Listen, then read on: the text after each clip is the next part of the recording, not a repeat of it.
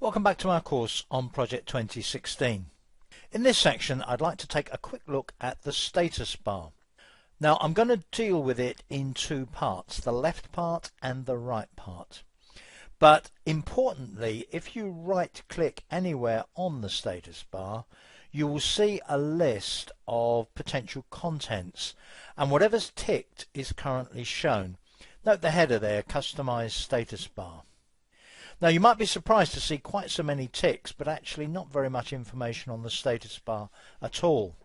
And the reason for this is that apart from the bottom two entries, View Shortcuts and Zoom Slider, which are the things that are shown at the right hand end of the status bar, the things on the left correspond to optional pieces of information you can show, but which very often don't show anything at all.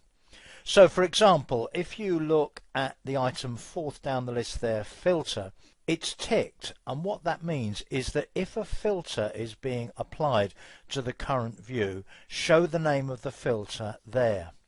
Now in this case no filter is being applied, and therefore you don't see anything. So with quite a few of these items, even though they're ticked, most of the time you won't see anything unless you're using that particular feature.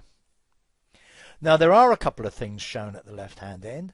One of them is ready, which is the cell mode. If I click cell mode so that that's not shown, you'll see the effect. It no longer says ready because I'm not showing the cell mode. The other thing that's shown is whether new tasks are manually scheduled or auto scheduled. If I tick that, it will no longer show that currently they're manually scheduled by default. Now the other items, although they're ticked, there's nothing to see. One of them that isn't ticked is this one, which is the macro recording indicator. We're currently not recording a macro. That's a sequence of steps that we can replay automatically. If I check that, you'll see the little icon that indicates that we're not recording. If I started recording a macro and left this checked, then you would see a different icon whilst we were recording. And in fact that icon would give you a way of stopping the recording. We're not going to be covering macro recording anytime soon, so let's check that off. And let's concentrate on the right hand end of the status bar. Now the bottom two options there, View Shortcuts. First one corresponds to this set of buttons that I can use to enable different views of my project. So let me just click away there.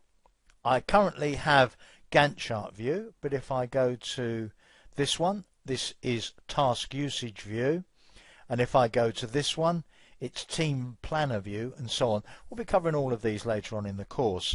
And the fact that that second to bottom option is ticked means that those buttons are there to enable me to easily switch between those views.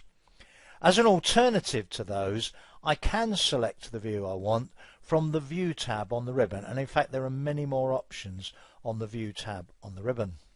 The very bottom option, Zoom Slider, gives me access to this control that I can use to zoom in and out of the current view, and this basically zooms by time.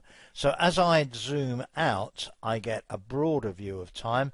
So now you can see in that view that I'm looking at quarters. If I zoom in by clicking on the plus button there, I'm down to months, then weeks, then eventually I get down to individual days. Now again, I can either use that, it's quite a coarse control, but I can use that, or on the View tab on the ribbon there is a zoom group that lets me be much more accurate and much more flexible about how much I'm zoomed in on the current view. So that's it, that's the status bar. Please join me in the next section. Hi, I'm Molly. Thanks for watching. Get your project on time and under budget by watching our complete training courses for Microsoft Project 2016. Click the Learn More button on the right, and I'll see you next week with additional videos.